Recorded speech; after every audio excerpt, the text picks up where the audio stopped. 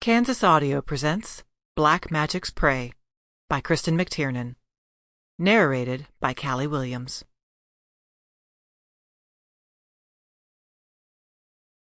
Chapter 1.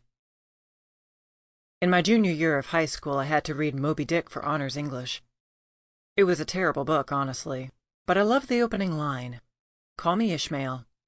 Even at the tender age of 15, I knew I'd have to adopt similar language as soon as I was released from my foster home. I wouldn't be introducing myself like most people. "Hello, my name is Teresa Cooper." Instead, I resigned myself to the cagey, non-specific greeting, "Call me Tess." You'd be surprised how few people actually prompt you for a last name. People are so busy, they only want the minimum information about you. So they know to call me Tess. They know I'm an HR consultant. And sometimes they know I live in a 1963 Airstream Overlander. That's usually when their lip curls ever so slightly and they decide they know all they need to know about me. I'm not complaining. Right out of college, I paid $14,000 in cash for 176 feet of living space, and the freedom to pick up and leave town whenever I needed to. And when you're being stalked by evil, you need to on a pretty regular basis. In an odd way, I'm lucky to have acquired my stalker so early. Before I had invested in a career, bought a house, all that.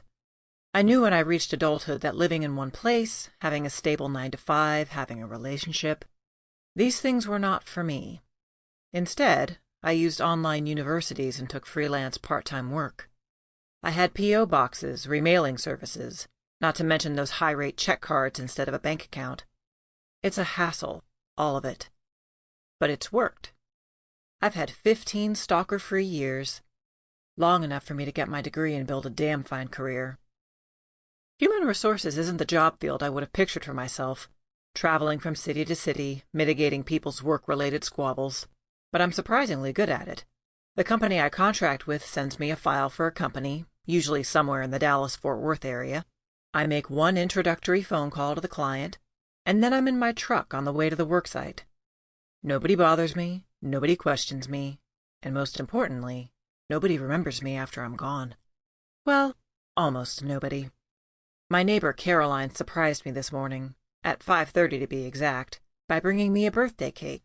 She lives in the massive Winnebago in the lot next to mine, and is the only other long-term tenant under the age of 65. She decided we'd be friends the day I moved in, and I'm so glad she did. It took me a while to come around, not really being used to having friends or trusting other people. Hell, if family'll drop you the second you become inconvenient, what investment does a friend have in you? Sample complete. Ready to continue?